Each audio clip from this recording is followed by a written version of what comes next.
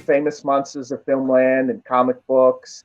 I always had a real fascination for horror movies, the Universal films, which I discovered on TV, Godzilla movies, and just I I just always had an interest in the fantastic, the dark, and the movies that weren't as quite popular, weren't the go-to entertainment of the day. They were more the fringe movies. Now everybody goes to those kind of films and reads horror and comic books and stuff like that. When I was a kid, that you were an outsider.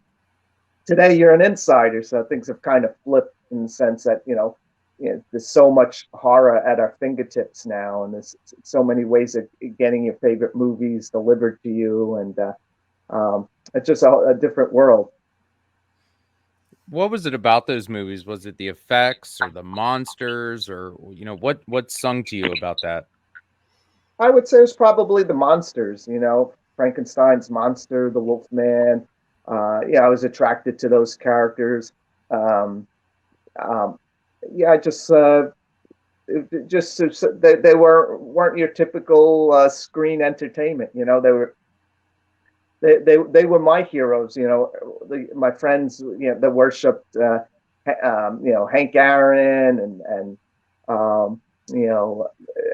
people like and baseball and Joe Namath and football and stuff like that. Where I was drawn to Boris Karloff and Vincent Price and Bela Lugosi, and I grew up reading famous monsters of filmland, and I just became obsessed with horror characters at a very young age.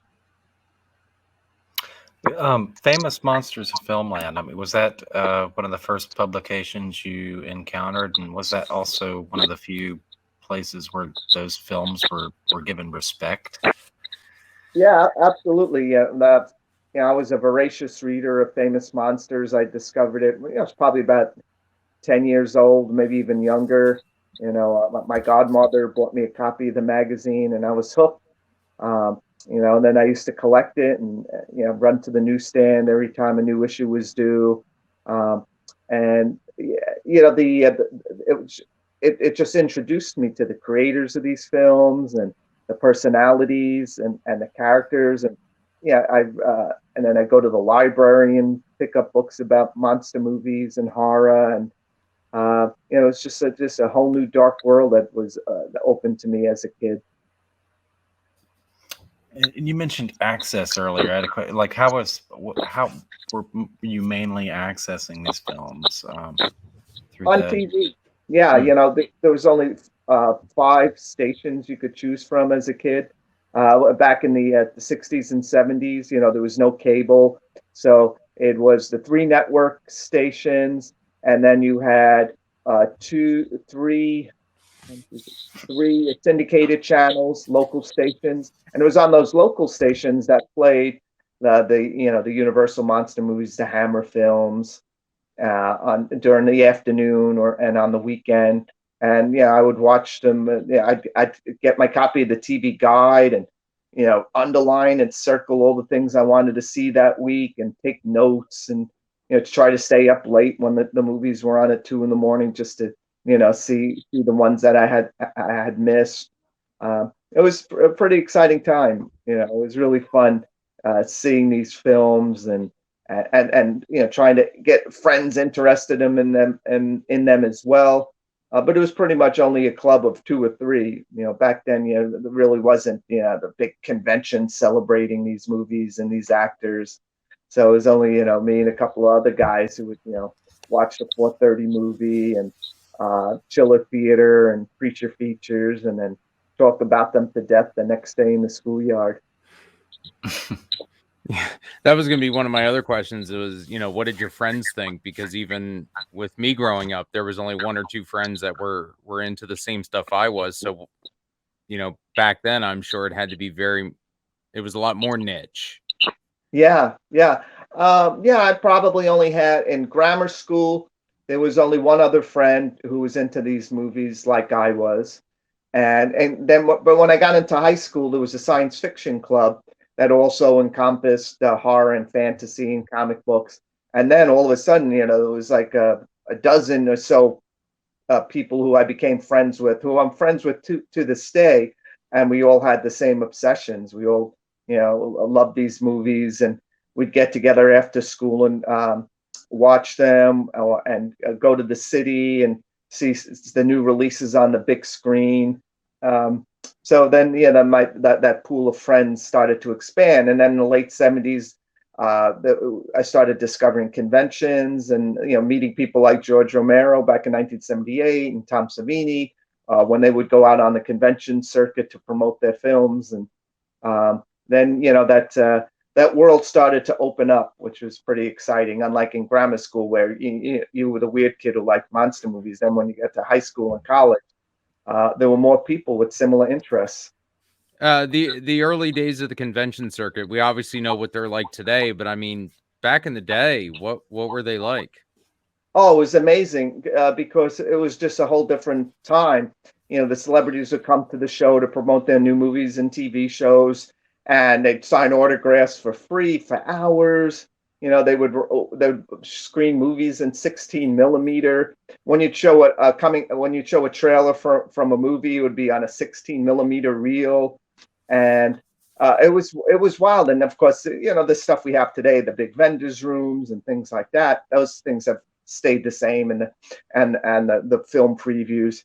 But the celebrities were, they had a different mindset back then. They weren't spoiled by eBay, and they would sign whatever you put in front of them for free and for hours, and they'd talk to you and spend time with you and take pictures with you.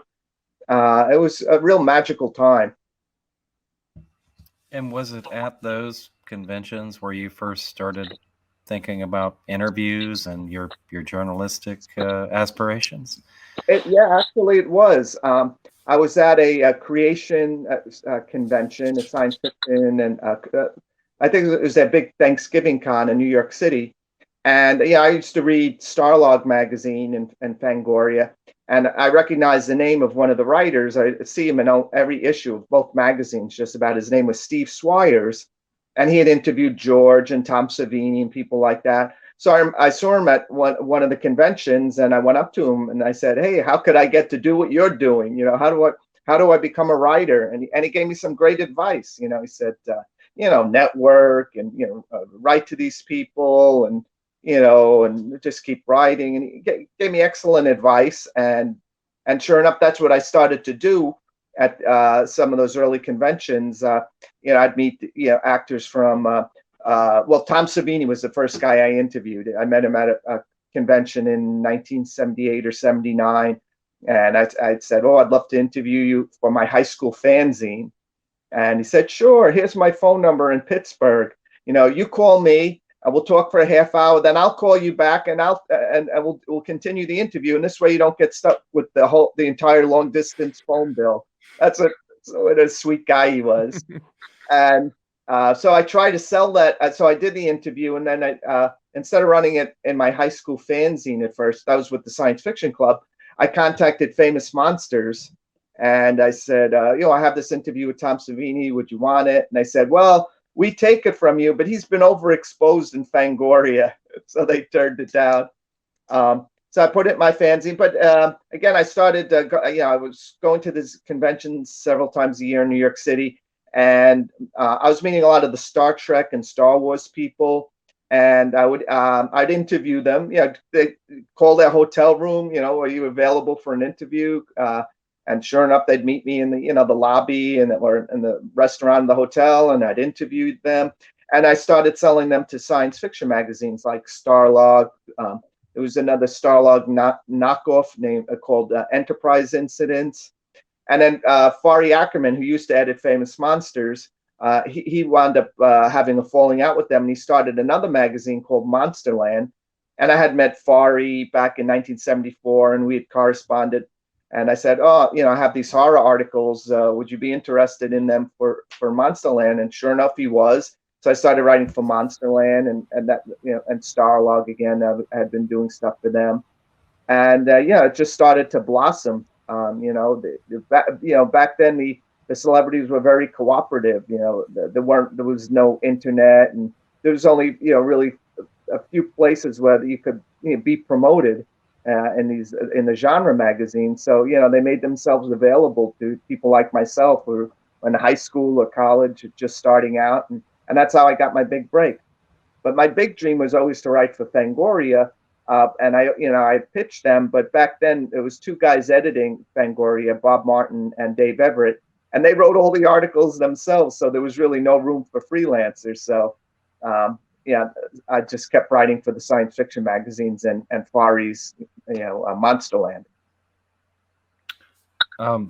Can you talk about that first encounter with George A. Romero? And I think you said 78 or so. I'm guessing it was while he was promoting Dawn of the Dead. Yes, it was in 1978. It was at a creation. I think it was at that annual Thanksgiving convention, and there was a table set up in the dealer's room promoting Dawn of the Dead. They were giving out free flyers, 8x10 flyers, with the drawing of basically the poster design on there. And I went up to the table, and Richard Rubenstein was standing in front of the table. And I introduced myself, and I said, "Hey, when's Dawn of the Dead coming out?" And he says, "Well, why don't you ask the director? He's standing there behind you." And I turn around, and then there's this big bear of a guy, and it's George Romero. And that was my first meeting with George. And we started talking about the film, and he was just so approachable and such a friendly, lovable, kind man. And that was the first of many times I would meet him, interview him, and work with him in various ways over the years. And yeah, I remember it like it was yesterday. Obviously most people have seen Night of the Living Dead, and that was their introduction to George. Had you seen any of his other movies up until that point? No, I'd only seen Night of the Living Dead on late night TV. It aired on WABC like on I think it was a Sunday night. And the wild thing about that, it was I think they were afraid. It was in March of 1973, and the network was afraid that people would watch it, and because of the news telecast, that they would think it was actually happening, like the War of the Worlds radio broadcast. So underneath all those broadcast scenes, they superimposed the word dramatization, just so people didn't get scared. And the other crazy thing is, they didn't realize it, but the print they showed was unedited. And so that first time it aired on late night TV on Channel 7, it was actually an unedited print. So they must have had some angry phone calls after that, the network. And I couldn't imagine watching an edited print of Night of the Living Dead at this point in this day and age. So I could have only imagined the exposure of everything being unedited was to someone at that young of an age. Yeah, I was only 10 years old. And yeah, I remember as a kid going to the local candy store, and they had a novelization Night of the Living Dead, and I wanted to buy it. And the storekeeper wouldn't sell it to me because he thought it was too extreme and to give you nightmares, and he wouldn't let me have it. And then the first Romero film I actually saw on the big screen was Dawn of the Dead in 1979 at a local Queens movie theater. And of course, I was underage when it came time to see it. I wasn't over 8. You had to be over 18. It was unrated. And I remember me and a friend, we were going to see it. And at first, we were worried we wouldn't even get in, but we conned somebody to let us in, go in with them. But I remember being like really scared because here it is, I was, let's see, that was 79. So it's 15 or 16. And I remember being actually kind of a nervous, like, oh, am I going to be ready for this? Am I going to be able to take this? It's unrated. It's, I'm not supposed to be seeing this film. And so then we sat down to enjoy the film, and it was funny. Of course, it was gory and gruesome and scary, but it had such a sense of humor to it. And it was so over the top that, it didn't traumatize me like I feared at first before I went in. It kind of seems like Dawn of the Dead, Tom Savini, Fangoria all kind of exploded at exactly the same time. Is that your perspective on it, living through it? Yeah, absolutely. 79, that's when Fangoria came out. The first issue was in 1979. Same year Dawn of the Dead came out. And Tom Savini exploded on the scene with Dawn, and then a year later with Friday the 13th. So yeah, all those planets aligned at the same time. And it was a really magical time. The horror industry pretty much changed overnight that year. That was the year of Alien and Phantasm, the Amityville Horror. 79 was a really, really big year for horror, and Fangoria was there reporting on it right from the start. The times were changing. We talked about earlier about using, kind of starting using the conventions and accessing your favorite celebrities to kind of jumpstart your journalistic career. I mean, was the access to the celebrities was mostly the motivation that just kind of steered you on the path of a career? Well, yeah, having grown up reading Famous Monsters and Fangoria, I thought, yeah, this would be a really cool way to make a living being a writer. So, and then when these stars were so approachable, and directors like Romero was so approachable and so down to earth, it just encouraged me further to keep exploring, trying to make it in genre journalism. And you studied journalism in college. Were you ever tempted to kind of veer away, go more of a serious route, or were you just all, you had your focus on horror the entire time, or horror and sci-fi? I don't think it was, even though I was writing these articles for these these magazines and stuff. When I first went to school at NYU, it took me that was in 81, 82. I really didn't have any idea what I was going to do, because I thought the idea of writing for, these for Fangoria was like, oh, that's a fantasy that'll never come true. Or even to edit the magazine, I could never imagine that I could get so lucky. So I was looking at other, trying to figure out other things to do. Or I thought I would get, a job writing for the local penny saver. Because you really couldn't make a living as a freelance writer back then, unless you wrote like 10 articles, an issue. You really had to pound. If you wanted to be a full-time writer, you had to really pound the pavement. You needed some other kind of backup. Most people who wrote for magazines like Fangoria and Famous Monsters, it was almost more as a hobby. Even though you did get paid for it, it wouldn't be enough to sustain yourself as as a working man. So you had to think of other things to do besides, writing for those magazines. You mentioned earlier that, Fangoria was kind of a two-man operation where a couple of guys were writing all the articles. I mean, bring us forward to 1985. How does that opportunity present itself to you, and what was changing in Fangoria to allow that to happen? Well, what happened was I was still writing for Starlog in the 1984, and it was my last year school at NYU, and I told the editor of Starlog, who I met at a Starlog convention, hey, I'm getting out of college in a couple of months. What is there any chance a full-time position might open up at the company? He says, I don't think so, but we'll keep your resume and we'll let you know. And sure enough, one afternoon, I'm working at my dad's deli in Queens, and the phone rings, and it's the editor of Starlog. He says, hey, there's an editorial position opening up at the company. You'll be working on all our company's magazines, Teen, Wrestling, Starlog, but it's your foot in the door, so come on in for an interview. So I did, and I got the job. And years later, I found out the reason why they hired me is they wanted to keep me away from the competition. They saw me writing for all these other genre magazines as well as Starlog, and they figured, well, let's get him under our wing and cut him off from writing for all the others, and this way, we'll have another good writer in our bullpen. So, so I got the job, and then that week, right before I started the job, because I started a few weeks after that interview. The co-editor of Fangoria, Bob Martin, quit to edit another magazine at the company called Hard Rock Video. So the solo editor, Dave Everett, was left to do the magazine all by himself. And even though I was supposed to be working on all these other magazines, sort of like a movable editorial assistant going from office to office, they decided, well, this guy needs somebody now. He needs somebody fast. Tony, you have Bob Martin's desk, and you're going to be supporting Dave Everett.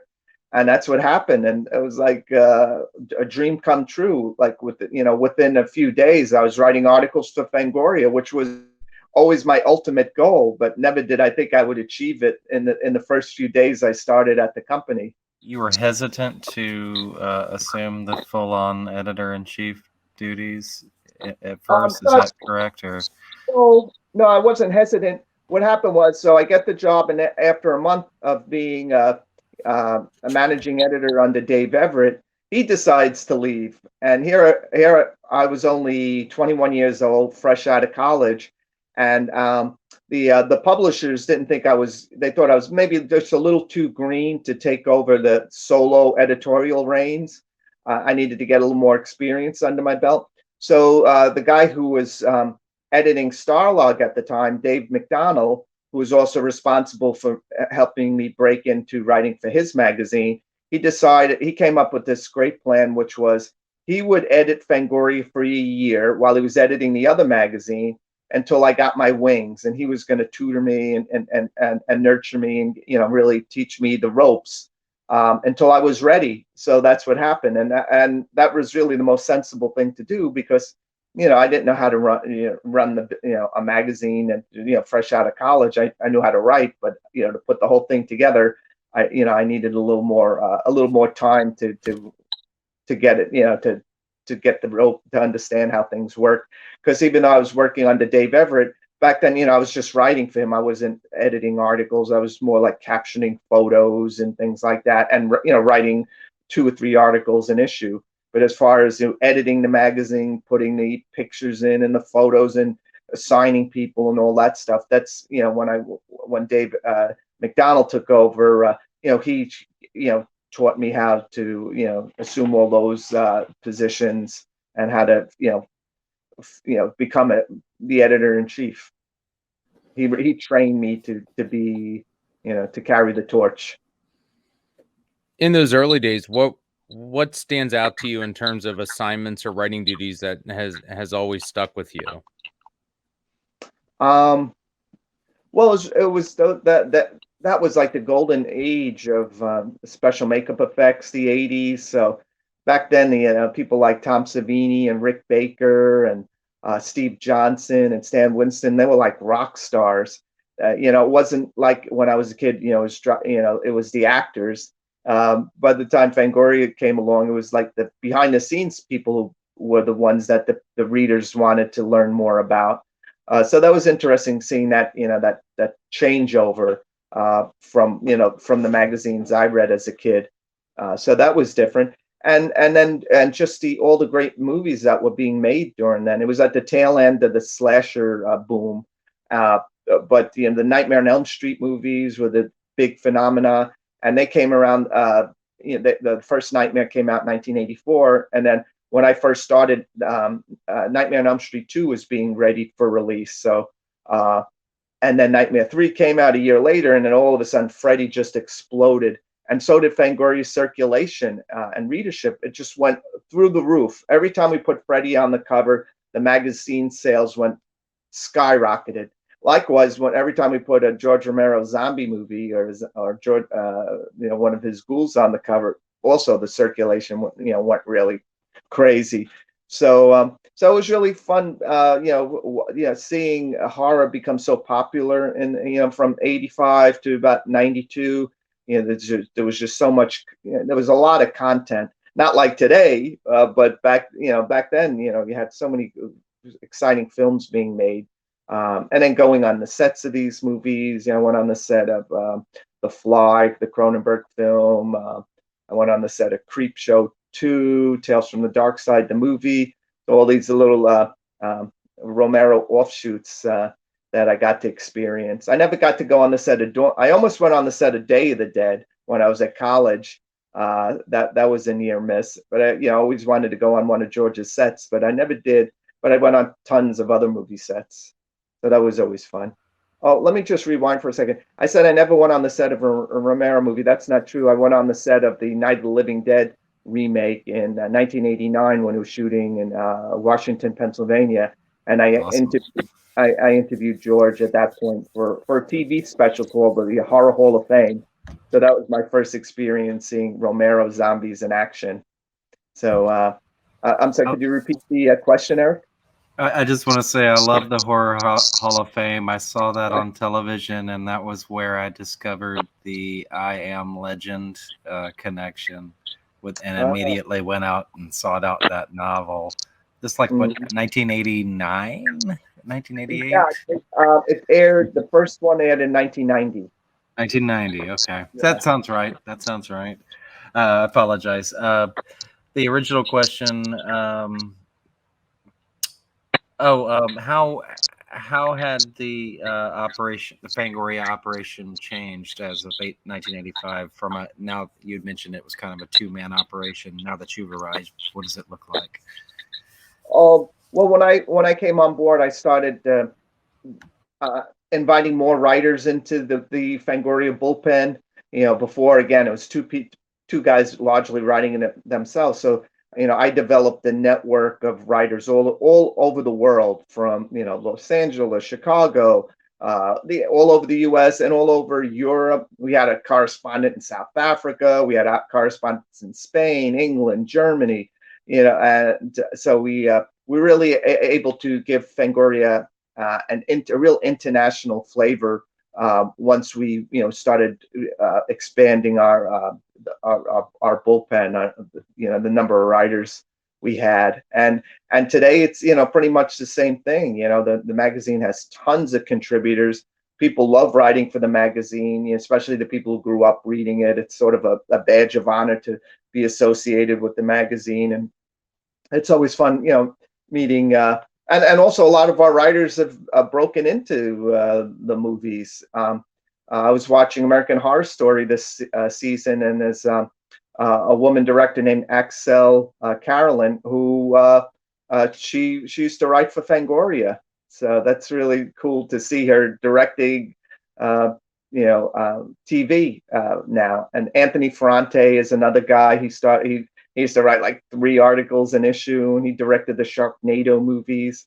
So it's nice to see a lot of our writers have become successful in making movies instead of just writing about them. Now they're making movies. Can you describe a little bit your day-to-day operation at that time? 1985, just the first year or so. Like I don't know. I guess maybe what's a day at the office like at Fangoria in 1985? Well, I always loved editing articles. My managing editor, he would take the first whack at an article. And this in 1985, we were editing everything on paper. This was before computers. And I always liked editing the articles, sending them to the typesetters to be, to put all the fonts in, and then proofreading all the stuff. And then when we were in production in the art department, I used to pick out every single photo that appeared in the magazine. And Fangoria had huge photo files. It started out as 2 file cabinets, and by the time I left in 2009, there's like a dozen or more file cabinets just loaded with photos. So it was always fun, illustrating the articles. You put all the photos and the text in one folder, and you'd give it to the art department, and then they would do their magic, and they would lay out the stories, and you'd have to proofread them. And my day was, I was on the phone a lot during the day, assigning articles to writers, dealing with publicists, trying to get the best possible cover photo. And also around that time, I got heavily involved in the Fangoria Weekend of Horrors convention. So that was always a big part of my day, planning out future convention events, booking guests and talent. That was always a lot of fun too. So, and it was a lot of work. When Fangoria became really, really popular, our publisher, Norman Jacobs, decided to capitalize on that popularity and create all these spin-off magazines, sort of to discourage the competition. So, Fangoria begat Gore Zone, and then there was Fangoria Horror Spectacular, Fangoria Poster Magazine, Bloody Best of Fangoria. So some months I was editing like 3 or 4 magazines. So it was really, really busy, but it was a kind of job where, when the alarm went off in the morning, I couldn't wait to get to work to start work on the magazine. How was the rise of VHS in the 80s Did they go hand in hand with Fangoria? Was VHS like a gateway for people to find Fangoria, or was Fangoria sending people to the movie rental places to find these movies? How did you see that back in the day? Well, Fangoria was able to more in our coverage of the VHS explosion. You connect people with with the content, with the films, especially the retro type titles. There was always great retrospectives in the magazine, most by this guy Tom Weaver, who was the best interviewer in the world, who track down these stars of the 50s and 60s and write these great Q&A articles, and it would lead people to seek out these movies on VHS. And back then, everything came out on VHS. The crappiest movies to the best movies, because VHS and later DVD was that great equalizer where they were all on the same shelf in the rental store. So whoever had the best cover art and had a little bit of buzz appearing in Fangoria or other genre magazines, they were more likely to get a rental for the night. Was there ever a point where people started wanting to come to Fangoria to have you cover their films, or were you more seeking them out into the 80s and the 90s?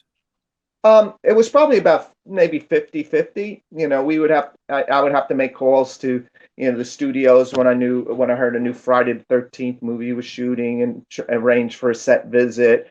And sometimes the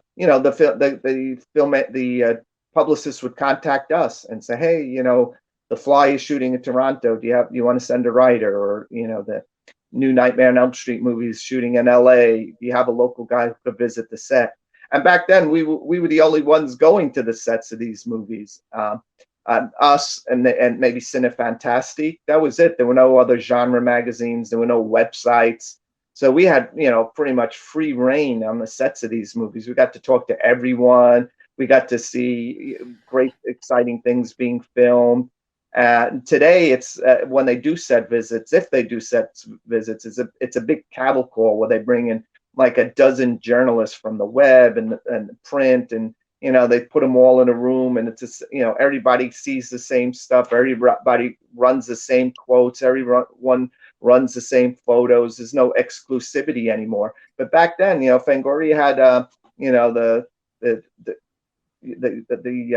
front row seat to the production of these films. We had the ticket to all this excitement, and we were the leaders. There was nobody. There's no one else covering the movies like we were. I hear from people all the time who said, "Oh, when we buy the new issue of Fangoria, the first thing I would look at is the Terra Teletype to see all the upcoming news." But of course, now that's been supplanted by the web, and that's kind of really hurt the genre magazines. They don't have that same kind of reach that they had back in the 80s and 90s, when that was the source. Was there ever a film set that you really wanted to get to that you just weren't able to get on? Well, I'd have to say for me personally, it was Day of the Dead, because I was in college at the time and I heard it was shooting, and I wanted to cover it for my college newspaper, and I came really close to them letting me join the junket, but at the last second, the rug got pulled out from under me, so I never got to go. But trying to think, there were probably a few movies that we didn't get to go on the set for whatever reason. Let's see if I could think of one. Well, a lot of the Friday the 13th sequels, they were shot non-union. So they weren't. We couldn't get on the set a lot of those movies because they were shot with cover titles. Like Friday the 13th Part 6 was filmed under the title Aladdin Sane, after the David Bowie song. So they always had phony names so the unions didn't break them up. So we couldn't get a ride to the sets of those movies. A lot of those Friday the 13th sequels, because they didn't want to get ratted out, and they didn't want the union to find out that they were shooting in Georgia, or they'd shoot them in these right to work states too. So, but we had correspondents who could have gone, or we would even flown them there to cover some of these movies. But again, that a lot of these, the the Friday movies in particular was shot under a veil of secrecy. Not so much about what was going on in the movies, but the fact that they were shooting them non-union and by a major studio who was doing the union busting. Can you talk about the early '90s and kind of the decline in horror's popularity and maybe its effect on Fangoria? Yeah, that was it was gee, after the second wave of slasher films started to die down in the late '80s. You know, you had some years where you had a new Texas Chainsaw Massacre movie, a new Nightmare on Elm Street, a new Hellraiser, a new Child's Play, all coming out within the same year. So it probably got to be a bit of overkill. And once they started sending these characters into outer space, the well had run dry, and the studios the studios and the independents kind of stopped taking a chance on horror after a while. So we did hit a real dry spell in the early '90s.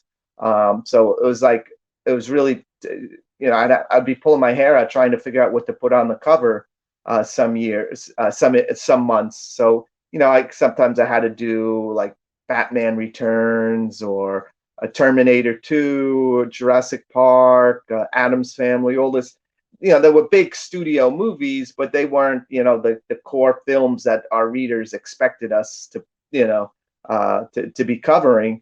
But then as much as I didn't like putting those movies on the cover. Part of me did like putting them in the cover because I wanted to expand the readership. That was something the publisher Norman Jacobs always said.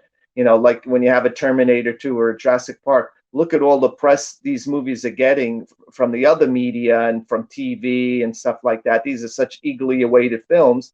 If we put that in Fangoria, you might be attracting new readers. If they see Jurassic Park on the cover of Fangoria, they might buy it for the first time. So I was never adverse to that, But then there were other months, like I said, where you get a real dry spell, and you'd have to put like Dolly Dearest on the cover, which was a Child's Play knockoff. And we did a Tales from the Crypt cover, though that I didn't mind because it was a really fun HBO show. But you always wanted a big movie on the cover of your magazine. But sometimes we really had to stretch it, during those lean years. But that all changed when Scream came along and became like one of the few at that time $100 million plus grossing movies. And all of a sudden the floodgates opened again, and there was a whole new wave of slasher films, and Fangoria had tons of movies to cover and to put on the cover, and so those were really good times when horror was back in a big way. Yeah, before we get to that, but to backtrack on some of those non-horror films that you guys had put on the cover, did that resonate with your readers? Did you get a response from that, whether it was positive or negative? It was usually it was mostly negative, but people like to complain. As much as the Nightmare on Elm Street movies were beloved and were huge successes, we'd always get a lot of hate mail, like another Freddy cover. We'd get mail like that, and then we also got negative feedback from when we did an Addams Family cover, for example, or Jurassic Park. Jurassic Park isn't horror. Well, yeah, but the velociraptors want to rip your guts out and eat you. That's pretty horrific, So there was always a bit of a pushback on that stuff, and some of it might have been a little justified, but I don't regret doing it, because again, we were trying to expand the readership, and during those lean months, you didn't have much choice. So what did Scream do for you guys? Obviously, that is a pivotal moment in the '90s, is kind of bringing horror back. So how did that affect you guys? Well, it really made horror mainstream. They took all these CW type actors and put them in this slasher film, and major horror director got a new renaissance out of it, Wes Craven. And for us, Fangoria had a new had some more respectability, because we had exclusive coverage of Scream. Wes Craven was always the first in line to talk to us, and Yeah, the movies were popular, and they and made the magazine more popular too. It was, you know, we were really, Fangoria had gone from a niche publication to more of a mainstream household name when movies like Scream became big successes, and then you had the big Gothic revival with Bram Stoker's Dracula and Mary Shelley's Frankenstein, Interview with the Vampire, where all these big studio classic monster movies were being redone, and this was after Scream, and you know those were huge selling issues too, because those movies were very popular, and you know they were in the mainstream zeitgeist, and you know we've just kept riding those waves of popularity. You also become heavily involved in the Weekend of Horrors, and it's interesting. We mentioned that the early '90s was kind of a dry spell for horror films, but this is kind of when the traditional horror conventions really got booming. Correct? Yeah, it is, because we were able to, you know, bring the magazine alive for the fans by doing these shows and bringing all these horror heroes onto the stage for them to see and meet and take pictures with. So, uh, yeah, even though there might have been a downturn in the multiplex horror, the conventions were going nuts. You know, L.A. shows, New York, Chicago.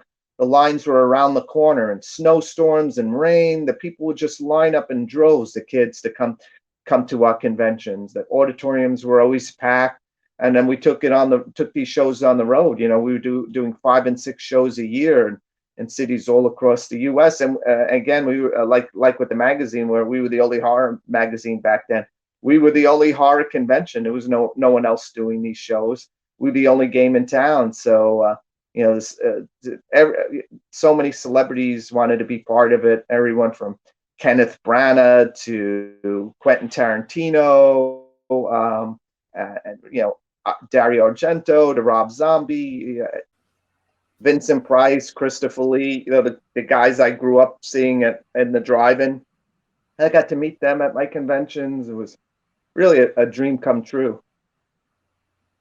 And how were those organized? I mean, were people? I mean, just to let people know today who are used to paying, $40 to $100 a signature plus photo op fees. What was a Fangoria Weekend of Horrors?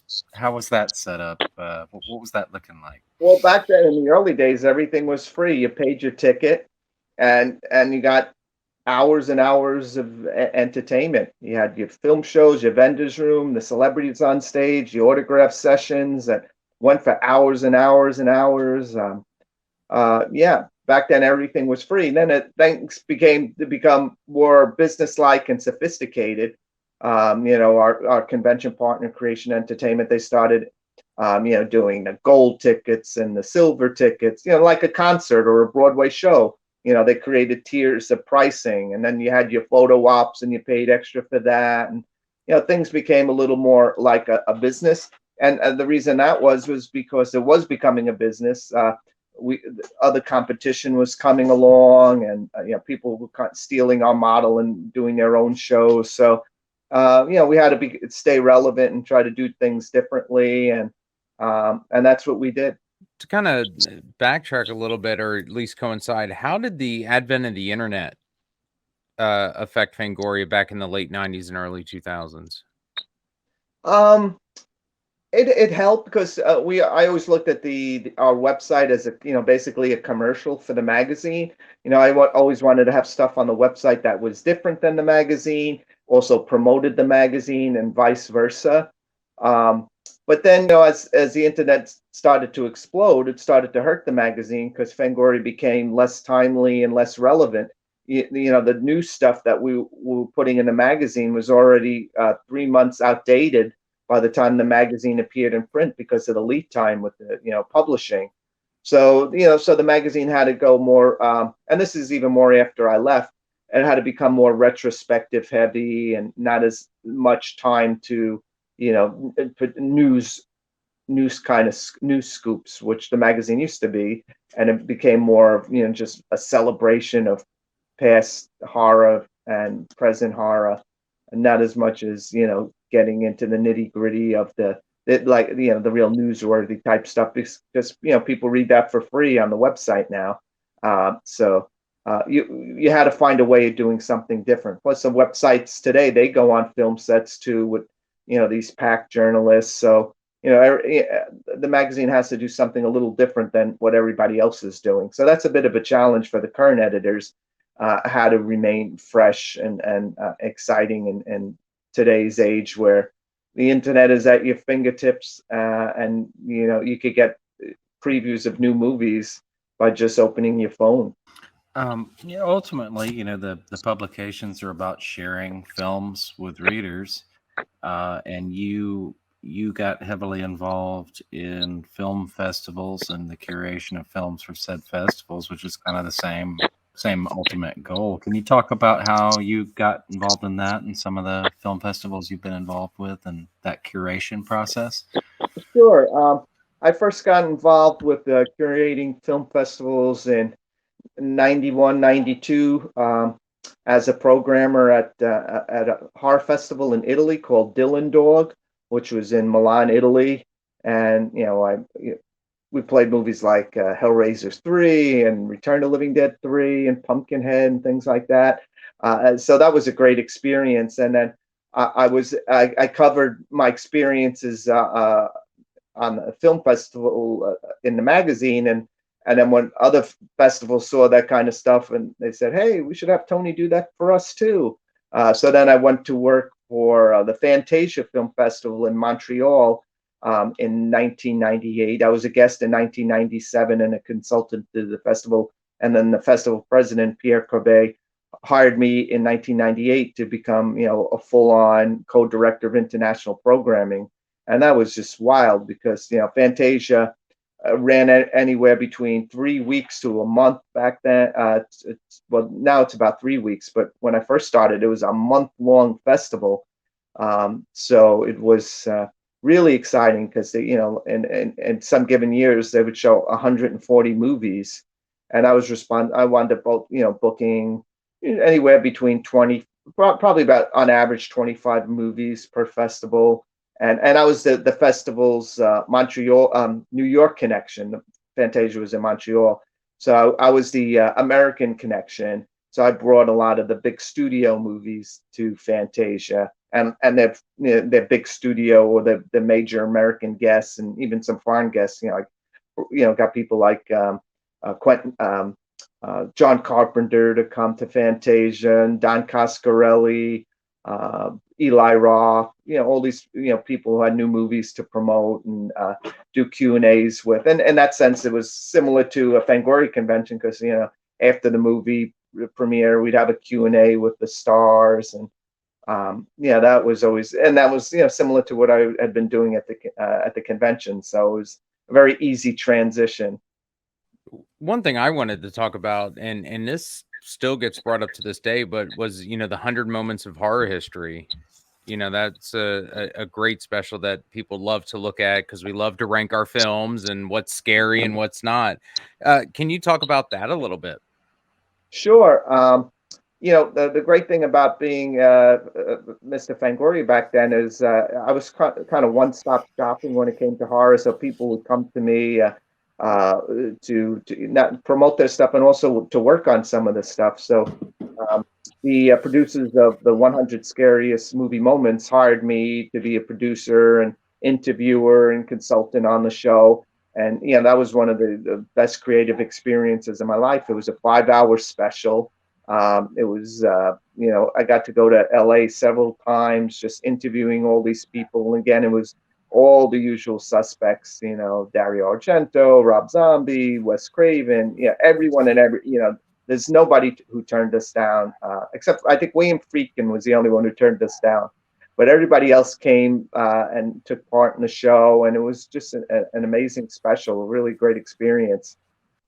Any reason why William Friedkin didn't want to talk about one of the scariest films of all time? The reason he didn't want to do it, he called me up and said, because we were all set to interview him, and he says, he calls me up and says, "Tony, is The Exorcist number one? Is it? Did I make number one?" And I said, well, we haven't decided yet. We haven't started cutting the show. You know, we're not sure who's going to be number one and number two, but I'll tell you, it's probably going to be in the top three, if not number one. And he says, well, I'm not going to, I have too much to lose if I do the show and it's not number one. I have to protect the reputation of The Exorcist and myself. And, you know, I don't want to be second to Psycho or Jaws or whatever.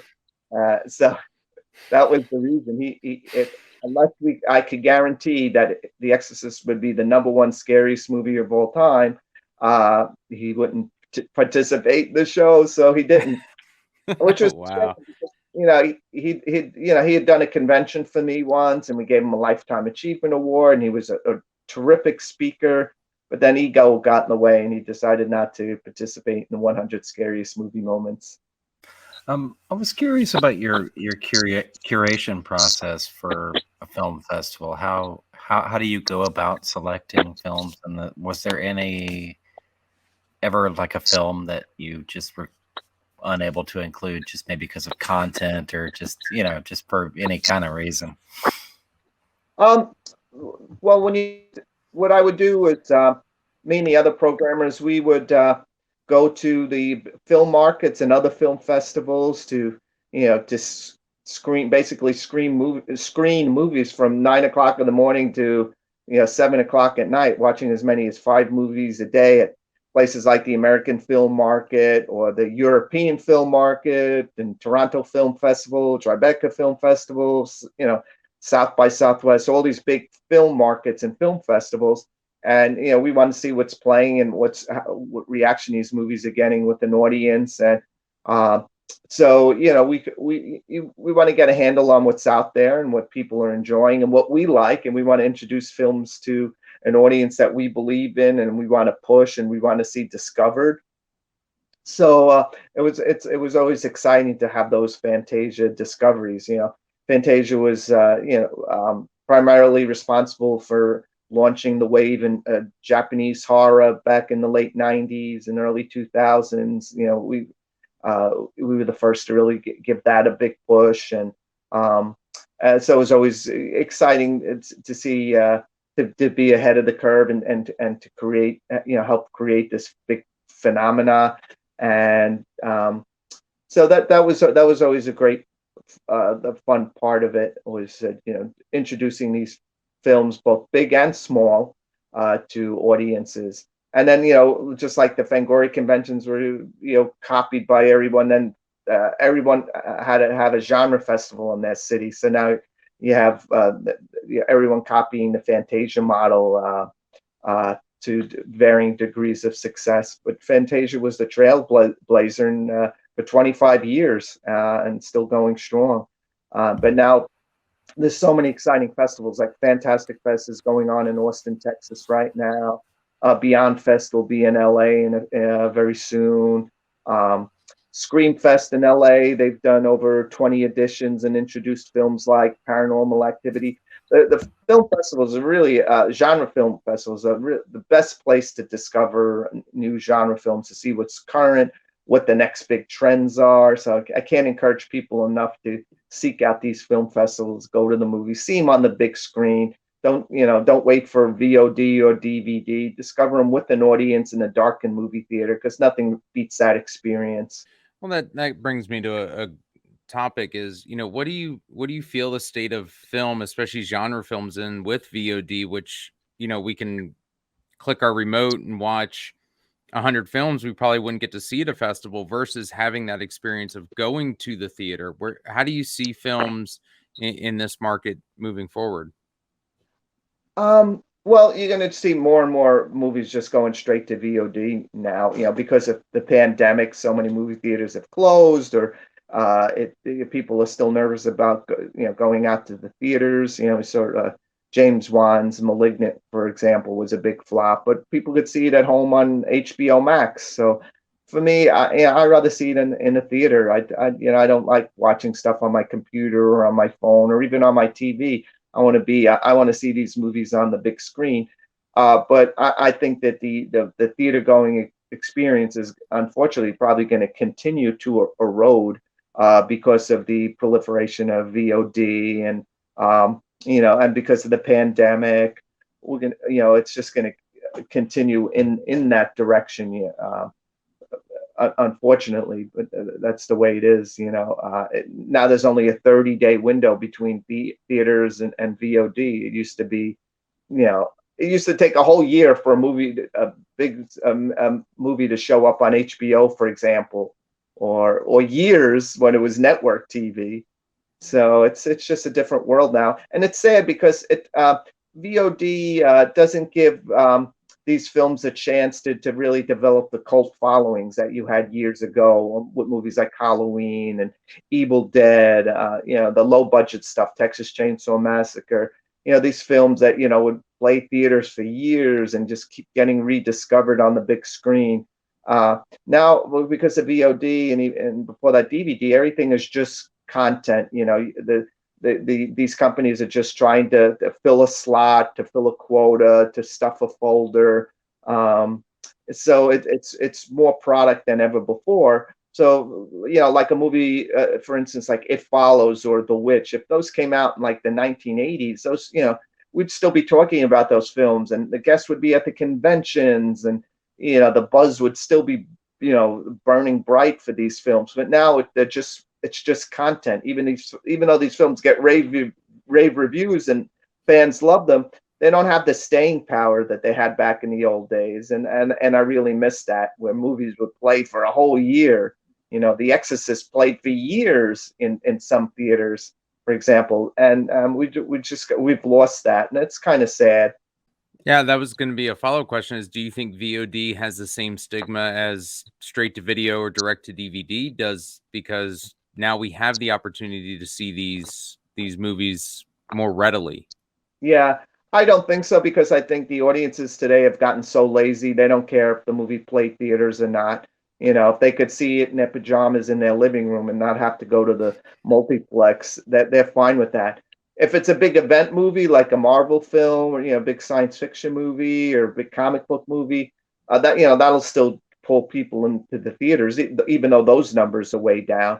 But in terms of like the lower budgeted horror stuff, it's not going to have the staying power that it used to in theaters. It's just going to go right to VOD because the financiers they want to get a return on their investments, and they don't care about a big theatrical push anymore. Where do you see genre publications in the next 10, 20 years? Where do you see them going as far as the physical print publications? Do you see that as a lasting format? I think so. When Fangoria's gone through a few publishers over the years, and 2 publishers ago, this gentleman out of Texas, Dallas Saunier, when he bought the company, when the magazine was really had hit rock bottom, and the owner before him had pretty much wasn't able to sustain it in print. So the new owner came in, and he decided, well, we have to make this a real collectible, almost like a book. And he made it 100 pages, no advertising, and hardbound, almost square bound cover, and it's like it's like a pretty impressive package. So he really elevated it to just a whole new level by this glossy the presentation, and it made it even more collectible than it used to be, where it was and it wasn't on the newsstands either. You had to subscribe back then. This was a few years ago, so it made he really created a demand for the magazine again, which was kind of interesting. Now another publisher since bought the company and is experimenting with it on the newsstand, but it's really hard. First of all, there aren't many newsstands anymore, and they put them in Barnes and Noble. But Barnes and Noble, if the magazine doesn't sell, they don't even have to return it. They could just throw it out. So it's really hard to make money with the newsstands or anywhere with a magazine these days. But the Fangoria has a very loyal core audience who's into collecting, who wants to have that magazine in their hands, and that'll continue forever, I think. Horror fans are very obsessive. They want to have if it's something they want, they're going to find a way of getting it. And so I think Fangoria will still be going strong on newsstands and through subscription for years to come. Some of the other smaller genre magazines, I don't know how they're surviving, because the shoppers are pretty finicky. I think most people read magazines when they're at the newsstand, like a Barnes and Noble. They'll read them there for free instead of buying them, unless you're something like Fangoria where they want to collect it. Well, Tony, on behalf of Matt and myself, and especially Suze Romero, thank you so much for taking some time to be a part of this series that we're trying to get going. Yeah, it's a huge honor to finally get a chance to talk to you after reading all this stuff from my childhood through adulthood. Seriously, thank you for everything. Oh, thank you, Matt. Thank you, Eric. I appreciate the time with you guys and all your great questions, and happy to come back for more whenever you want. Oh, and I wanted to tell you that, you were mentioning the dawn of the internet, that Fangoria was the internet. Those back pages, that was the internet. Yeah, true. Send me your VHS trade list. I mean, come on, that's the internet.